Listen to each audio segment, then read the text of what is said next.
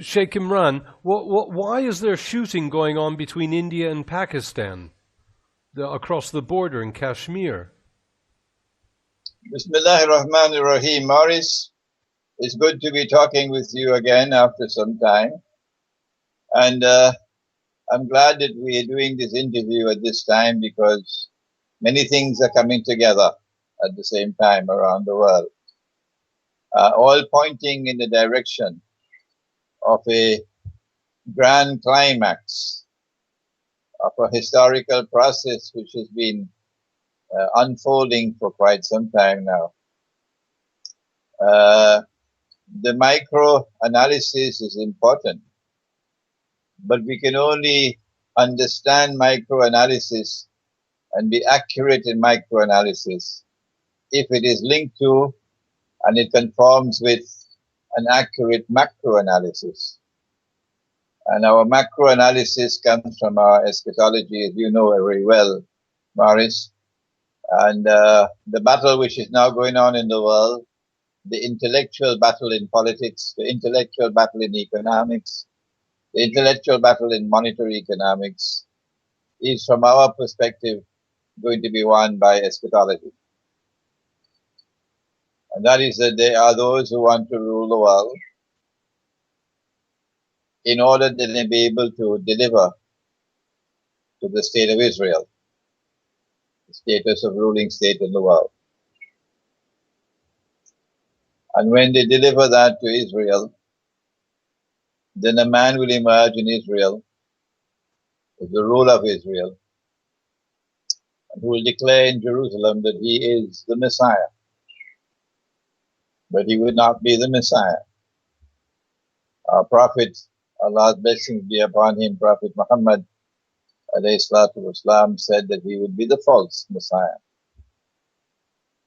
The subject of the Messiah and the return of the Messiah, the son of Mary, and the false Messiah, all of this belongs to eschatology. Secular scholarship is not willing, is adamant, not entering into the field of eschatology. That is the choice of secular scholarship. But we, from the viewpoint of eschatology, we will not allow them to get away. We are demonstrating that when we apply eschatology to our political analysis, our economic analysis, our monetary analysis, not only can we explain the past more accurately, better, more convincingly, but more importantly, we are the ones who can anticipate what's coming. There are critics who declare only God knows, only Allah knows the future. And we say to them, don't businessmen, good businessmen, don't they anticipate market trends? That's what a good businessman does.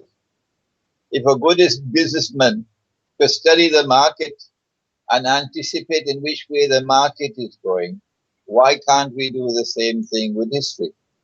So we dismiss those pathetic critics who all that they have to do is to say only God knows the future. We say to them, why don't you leave us alone? Why don't you leave us alone? There are many who are interested in our analysis. There are many who are interested in our eschatology. So kindly leave us alone. We don't have time for you. It is in the perspective of that eschatological analysis of events unfolding in the world and about to unfold that we could look at Pakistan. That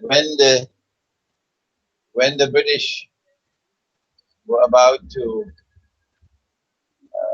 decolonize, and it was never the intention of European colonization to remain permanent as colonizers. No. The purpose of European colonization was to dismantle existing political and economic and monetary institutions, educational institutions, and replace them with institutions manufactured in Europe. And then you decolonize. So you can then continue to rule that society and influence that society by proxy. So from the time the British decided to withdraw from India, the battle began. So what's going to be the post-colonial subcontinent?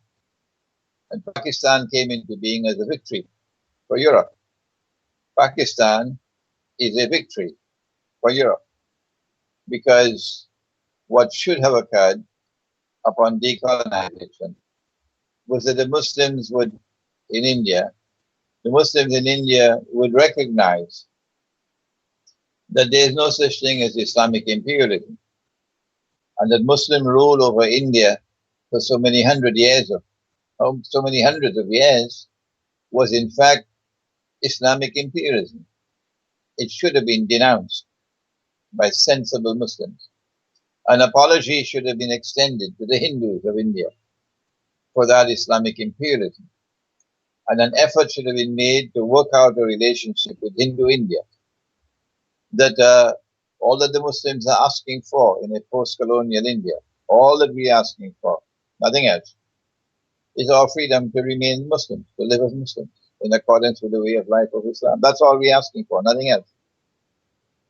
And if that had been offered to the Hindus, then India would have become an independent state, but with the Muslims having their freedom to live as Muslims. That's not what the British wanted. No. So Pakistan came into being as a clone of secular Turkey, Mustafa Kemal's Turkey. And from the day that Pakistan was born to this day, Pakistan has been ruled and controlled by proxy from Washington.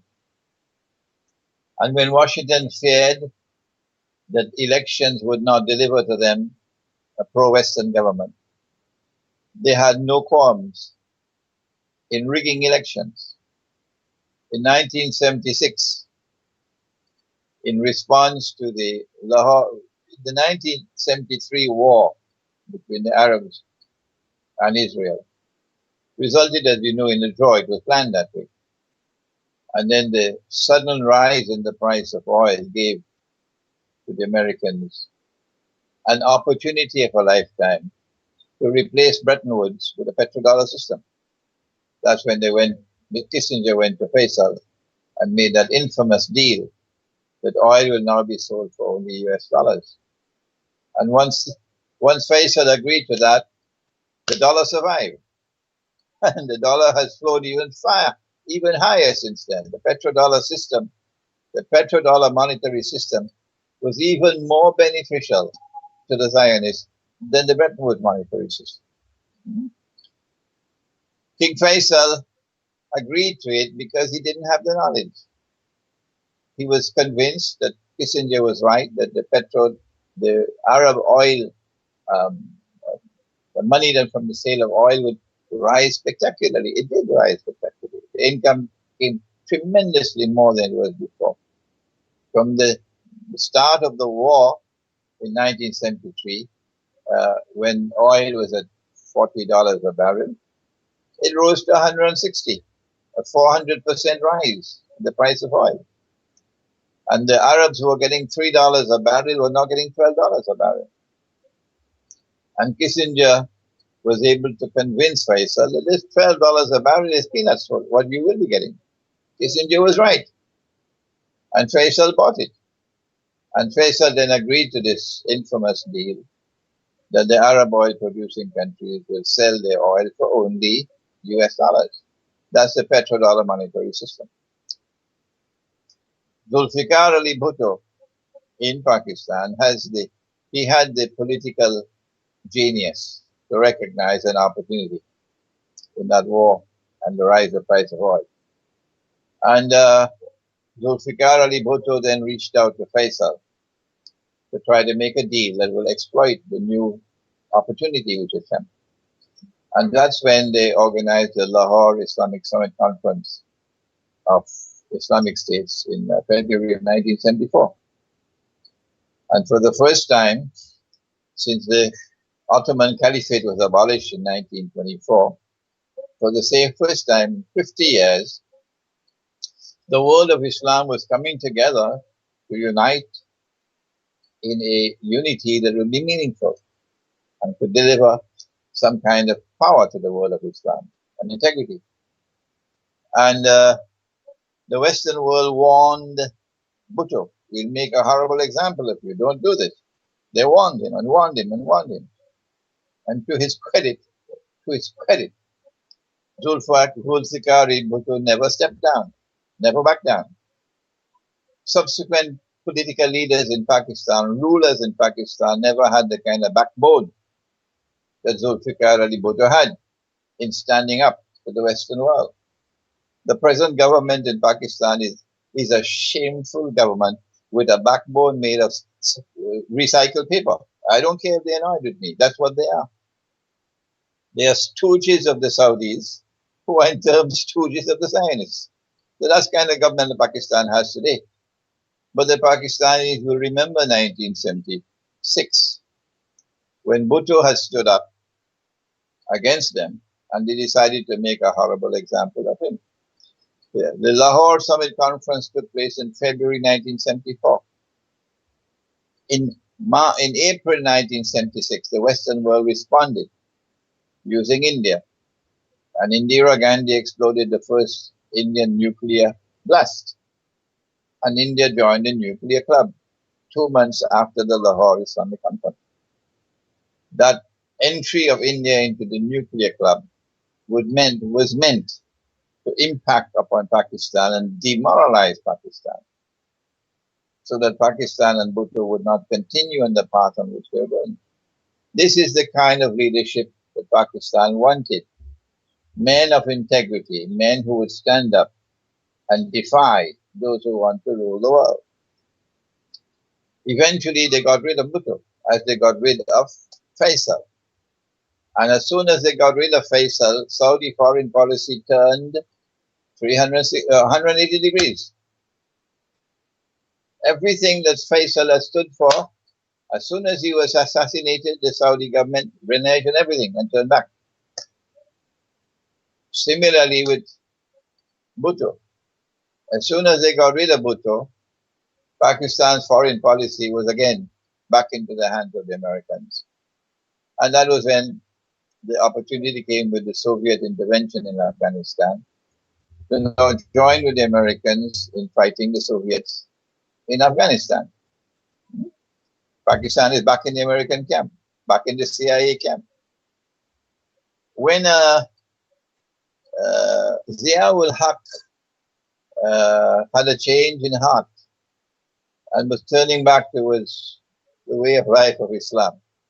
And I think that Zia-ul Haq was sincere in this change that he was making. He was formerly, like all the rest, a stooge, doing the work that the masters wanted of him. But then afterwards, there was a sincere change in the man. They got rid of him.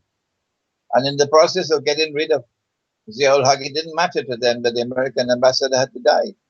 It didn't matter to them. And so Pakistan since then has been in the hands of those who are subservient to Washington, to Saudi Arabia.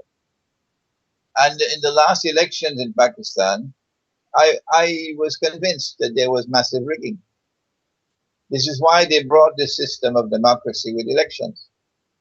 In our political system, you have accountability. That when you make a political choice, you cannot do it anonymously. No, not in our political system. There is accountability for your choice. You cannot hide behind an anonymous vote. In their political system, you don't have to be accountable because your vote is secret. You see?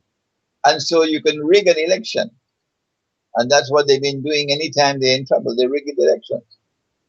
In 1976, what they did to Bhutto, and I have first-hand evidence, a professor, a Pakistani professor, who was a professor in the United States of America, spoke to me and told me that he himself personally took a briefcase packed with US dollars to Pakistan, given to him to deliver to a political party in Pakistan to influence the voting in elections in 1976. The man confessed to me. That's what the CIA were doing. And when Bhutto realized that this is what was happening, that the CIA was trying to buy the elections, he then responded and rigged the elections. And that's what happened in the last elections in Pakistan. So if the Pakistani people are now rising up, perhaps it's because enough is enough. Enough is enough. We want leaders who can be faithful to us and not bend down and kiss a Saudi foot and bend down and worship Washington. Maybe that's what the Pakistani people want. But that's not what India wants. And that's not what Saudi Arabia wants. And that's not what the Zionists want. So if the demonstrations in Pakistan are now threatening this Saudi government in Islamabad, then a good thing to do would be to try to create a diversion. And so India steps in conveniently to create a diversion that the Pakistani armed forces, Pakistani government will be grateful for. So attention is diverted now to possibility of an India-Pakistan war. And your attention is diverted away from the threat to the government.